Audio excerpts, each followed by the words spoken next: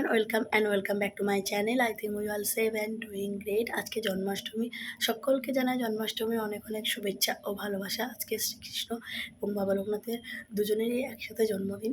তো যাদের বাড়িতে শ্রীকৃষ্ণ আছে তাদের জানাই অনেক অনেক শুভেচ্ছা, যাদের বাড়িতে বাবা লোকনাথ আছে তাদেরও জানাই আজকে বাবা লোকনাথের পুজোতেও অনেক অনেক শুভেচ্ছা। আমাদের বাড়ি দুজনই আছে, তো আমি এখন যাব মাখন আনতে, নাহলে এরপরে আর মাখন পাওয়া যাবে না। আমাদের সামনেই ঘোল মাখন সমস্ত সব কিছু মানে ফ্রেশ তৈরি হয়ে বিক্রি হয়। প্রায় এখন 7:45 বাজে, তো আমি সকাল সকাল চাইছি যাতে মানে নিয়ে আসি, নাহলে এরপরে অনেক দেরি হয়ে যাবে। যেহেতু আজকে জন্মাষ্টমী, আমি জানি না পাবো কি না। আর সকালতে খুব বৃষ্টি হচ্ছিলো, নাহলে আমি অনেক সকাল সকালই যেতাম। তো এখন দেখছি বৃষ্টিটা কমেছে, তো ভাবলাম এখনই যাই। ভেবেছিলাম যে দিদা গেলে দিদাকে দিয়ে আনাবো, তা দিদা যাবে না। তো আমি ভাবলাম যে ঠিক আছে, আমি বেরিয়ে পড়ি, তারপরে ব্লগটা আবার কন্টিনিউ করবো।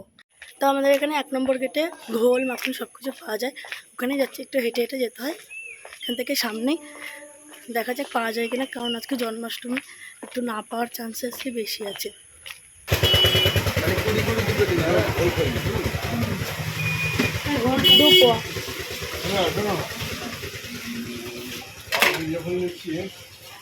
পঞ্চাশ টাকার মাখন আর এক জায়গায় 10 টাকার মাখন। তো মাখন ঘোল দুটোই পেয়ে গেছি। ঘোলটা হচ্ছে আমার আর বোনের খাওয়ার জন্যে, আর মাখনটা ঠাকুরের জন্য। দিদার জন্যেও মাখন নিয়েছি। তো দিদা গেলে আমি আসতাম না, আর দিদা যেহেতু অনেক দেরি হবে ওই জন্যই আমি আসলাম, না হলে এরপরে যদি না পাই পেয়ে গেছি। চলো এবার বাড়ি যাওয়া যাক। তো আমি বাড়ি চলে এসেছি, যেহেতু সকালবেলায় বেরিয়ে গেছিলাম, ঠিক মতন তো ব্লগটা স্টার্ট করতে পারিনি। এবার ব্লগটা স্টার্ট করা যাক। যারা যারা আমার চ্যানেলে নতুন, do subscribe my channel if you like the content and press the bell icon beside the subscribe button. You can also follow on my social media. I put the link in the description box. So without any further ado, let's get started. কালকে ব্লগটা and করার পরে আমি, রোশনি, পূজা, অনন্যা, গৌরব সবাই মিলে গেছিলাম মিছিলে। আমাদের বনগাঁতে আবার মিছিল ডাকা হয়েছিল। আমি প্রায় কালকে 9:30টার সময় বাড়িতে এসেছি। আমার তো শরীরটা খারাপ ছিল, গলাটাও খারাপ ছিল, তো আমি চিল্লিয়েছি, এর জন্য আমার গলাটা আরও ভেঙে গেছে। এর আগে যে মিছিলগুলো ডাকছিল তোমরা সকলেই জানো, সেগুলো রাত প্রায় 12টার সময় ডাকছিল। এবার আমি একা একা চলে তো গেলাম, কিন্তু আমি কি করে একা একা রাত্রিবেলায় ফিরবো, কারণ আমার বাড়িতে এমন কেউ নেই যে আমাকে দিয়ে আসবে বা নিয়ে আসবে। তো নিশ্চয়ই আমার অত রাত্রিবেলায় একা একা বাড়ি ফেরাটা সেফ না। ওই জন্যে আমি নিজের সেফটির জন্যে আমি এর আগের মিছিলগুলোতে সত্যি কথা বলতে যোগদান করতে পারিনি। আমি ওখানে যাওয়ার পরে আর কোনো ব্লগ কন্টিনিউ করিনি। আগের দিনের যে ব্লগটা আমি বাড়ি থেকেই মানে একদম এন্ড করে গেছিলাম। তারপরে আমি ওখানে যাই, যেহেতু আমার মেন উদ্দেশ্যটা ছিল যে ওখানকার মিছিলটাতে যোগ দেওয়া। তো আমি আগের দিনের যে ভিডিওটা করেছিলাম তার লাস্ট পার্টে একটুখানি ক্লিপ অ্যাড করে দিয়েছি। তোমরাও পারলে মিছিলগুলোতে যোগ দেওয়ার চেষ্টা করো। আসলে আমি তো একটাতে যোগ দিতে পেরেছি, তার কারণটা তো আমি বললামই। আসলে যেদিন থেকে মিছিলটা হচ্ছে আমি চেষ্টা করছি আমাদের পাড়ার যারা যারা যাচ্ছে তাদের সাথে যোগাযোগ করার, কিন্তু কোনোভাবে যোগাযোগটা হয়ে উঠছিল না। তারা পরে কোনোভাবে আমার মেসেজটা দেখছিল। তো যাই হোক, এই মিছিলটাতে যেয়ে আমার খুবই ভালো লেগেছে। অন্তত আমি একটা মিছিলে যোগ দিতে পেরেছি। আর সত্যি কথা বলতে একা একা রাত্রিবেলাতে ফিরে আসা মোটেও সেফ না। আমি চাই না আমার জন্যে আমার বাড়ির লোকরা টেনশন করুক। পরে আমি পড়াতে যাব, আমি ওখানে গিয়ে কোনো ব্লগ করি না। তো চলো আগে পড়িয়ে আসি।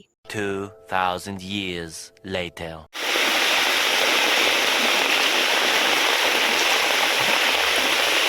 আমি জাস্ট এইমাত্র বাড়ি এলাম, আর বৃষ্টি পড়ছে, প্রচুর পরিমাণে বৃষ্টি পড়ছে। রাস্তাতে জল জমে গেছে, যে পাশ থেকে আসছিলাম সে পাশ থেকে পুরো জল জমে গেছে। আমাদের এই পাশটায় সহজে জল মানে জমে না, আর যদিও বা মানে জমে মানে অনেক বৃষ্টি হলে নেমে যায়, কিন্তু ও পাশটায় না মানে একটু বৃষ্টি হলে জল জমে যায়। আর কালকে রাত্রের থেকেই বৃষ্টি হচ্ছে, তো প্রচণ্ড পরিমাণে জল জমে গেছে। এরপরে আমি স্নান করে নিই, স্নান করে পুজো দিতে চলে আসি। আর এটা হচ্ছে আমার সমস্ত ঠাকুরের জামা। এরকম আরও একটা বক্স আছে, যে বক্সের মধ্যে শুধু শীতের পোশাক থাকে। তো আমি আমার মতন করে আজকে ঠাকুরের ভোগ নিবেদন করলাম, ভুল ত্রুটি মার্জনীয়। আমার সকাল সকাল পুজো দেওয়া কমপ্লিট। পিছনে যেহেতু বৃষ্টি হচ্ছে, তো মা ঘরেই সব হালকা হালকা যেগুলো ভিজে সেগুলো মেলে রেখেছে, একটু ইগনোর করো। আজকে তো সোমবার, আমাদের নিরামিষ হয় সোমবারে। তো মা সকাল সকাল ভাত ডাল সমস্ত সব কিছুই করে রেখেছে, কিন্তু ওটা আমি ভেবেছি মিঠুনকে আজকে টিফিনে দেবো না। আমি ভেবেছি যে নিরামিষভাবে ফ্রায়েড রাইস বানিয়ে দেবো ওর জন্যেও, আর আমরা খাবো ওই জন্যেই অল্প পরিমাণে বানাবো। কিছুটা পরিমাণ ভাত নিয়ে মা একটা মামিকে পনির আনতে দিয়েছে। মা আজকে আর বাজারে যায়নি, তো মামিটা পনির এনে দিলে আমি ভেবেছি যে পনিরটাও ওতে অ্যাড করব। আমাদের বাড়ির সামনেই তো বাবা লোকনাথের বড় মন্দির। ওখানে আজকে ধুমধাম করে পুজো হয়। অনেকেই যায় চাকদাতে গঙ্গা ভরানোর জন্যে। ওখান থেকে জল নিয়ে এসে বাবা লোকনাথ শিব ঠাকুরের মাথায় ঢালে। যেহেতু অনেক দূর, দূর থেকে অনেক লোক আসে, ওইজন্য আমাদের বাড়ির সামনে যে মেইন রাস্তাটা, ওখানকার গাড়ি ঘোড়া সমস্তই বন্ধ করে দেয়। ওইজন্য আমি একটুখানি টেনশনে আছি। সব সবজিগুলো আমি আগেই চপ করে রেখেছিলাম। আর এখানে কাজু কিশমিশটাও আমি ভিজিয়ে দিয়েছি। আগে কাজু কিশমিশটা আমি রিফাইন তেলে ভেজে নেব। তারপরে একে, একে সমস্ত সবজিগুলো ভাজবো। আর ভাতটা রেডি করাই আছে, তার সাথে মিশিয়ে নেব। আর এতে আমি ঘি মাখন এগুলো কিচ্ছু দেবো না।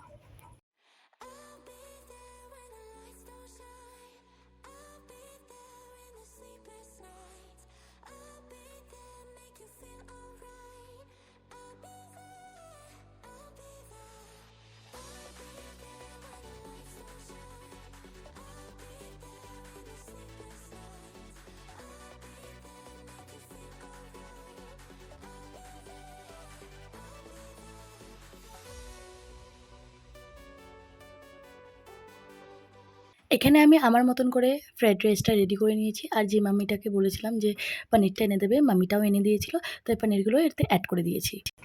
তো রান্না আমার পুরো কমপ্লিট। এরপরে মিঠুন চলে আসবে। আই থিঙ্ক ওর সামনে না একটু আমার অকওয়ার্ড লাগে, মানে এরকম বলতে।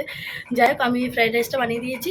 ওটা ঠান্ডা হয়ে গেলে আমি প্যাক করে নেবো। আর কালকের যে মাটনটা ছিল ওটা ফ্রিজে রাখাই আছে, ওটাও ওখানে নিয়ে গিয়ে খাবে।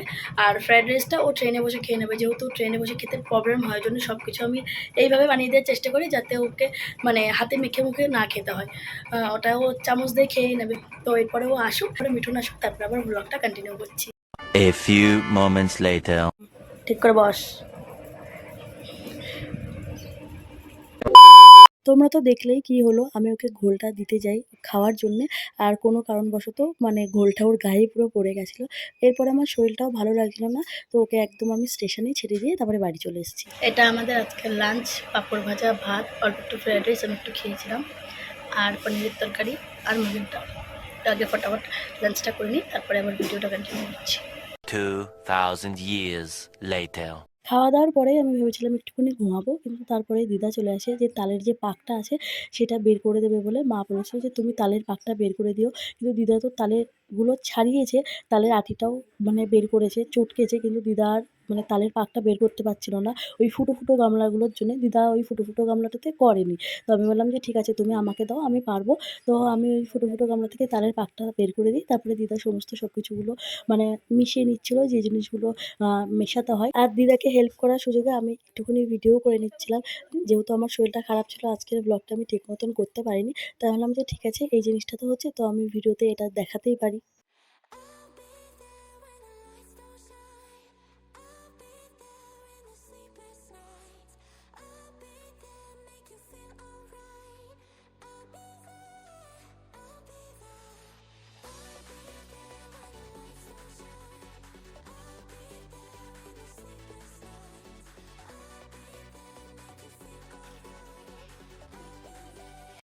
A few moments later.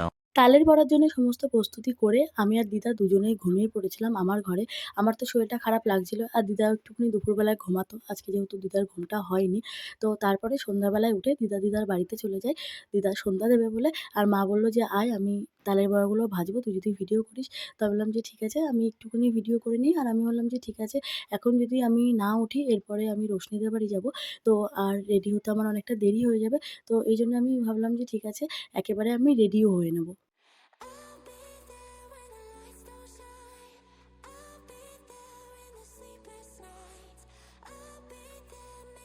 যে তালের বড়াটা মা বানিয়েছিল বিকেলে, সেটাই।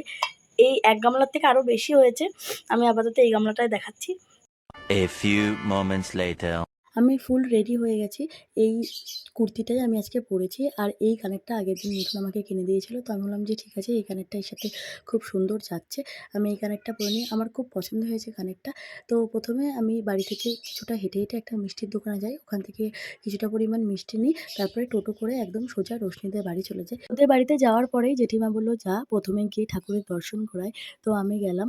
এত সুন্দর লাগছিল, খুব সুন্দর করে রোশনি সাজিয়েছিল।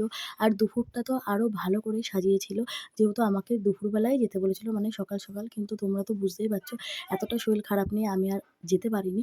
তো আমি ভাবলাম যে ঠিক আছে, যেহেতু ও এতবার করে বলেছে, তো সন্ধ্যাবেলাটা অন্তত যাওয়া যাক, নাহলে ওর খারাপ লাগবে। আর যাওয়ার পরপরই রোশনি আমাকে প্রসাদ দিয়ে দেয়, যেগুলো একা খাওয়া সত্যিই আমার পক্ষে খুবই কষ্টকর। তুমি ভালো আছো?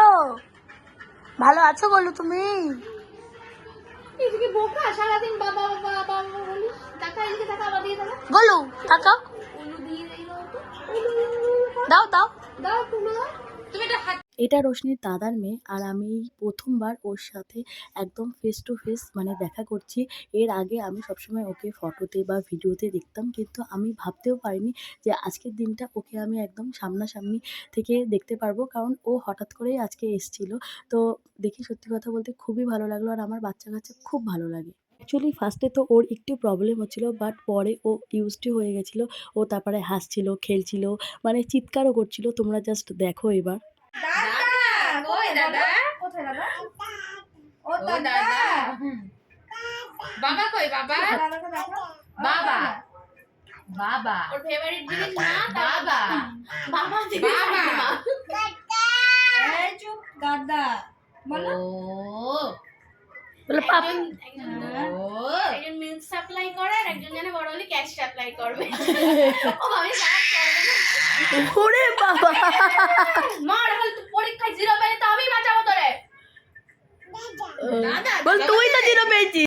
এরপরেই রোশনির বৌদি, দিদি ওরা সব খেতে গেছিলো, ওই জন্যে রোশনি বললো যে তুই একটুখানি রাখ। তো আমি তো রাখছিলাম, কিন্তু ও এতটাই মুডি যে কোনো সময় কাঁদছে, কোনো সময় হাসছে, আর এই ব্যাগটা নিয়ে খেলছিল, বারবার মুখে দেওয়ার চেষ্টা করছিল। আমি যেই বারণ করেছি, তখন দেখো ও জাস্ট কী করছে। তাহলে আমি বলু বলো এই তো এই তো এই তো এই তো এই তো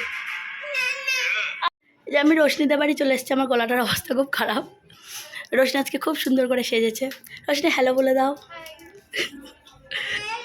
এটা রোশনির বৌমণি, আর এটা বৌমণির বেবি, এটা রোশনির দিদি, হাই আর এটা দিদির মেয়ে। হাই করো। হ্যাঁ, অনেকক্ষণ আগে এসছে রোশনির বাড়িতে। রোশনি আমাকে ঠুসিয়ে ঠুসিয়ে খাইয়েছে, পেটটা বাস্ট হয়ে যাবে। এরপরে যাক রোশনি ড্রেসটা চেঞ্জ করে নি, ও সকাল থেকে অনেক খাটাখাটনি গেছে, অনেক কষ্ট হয়েছে।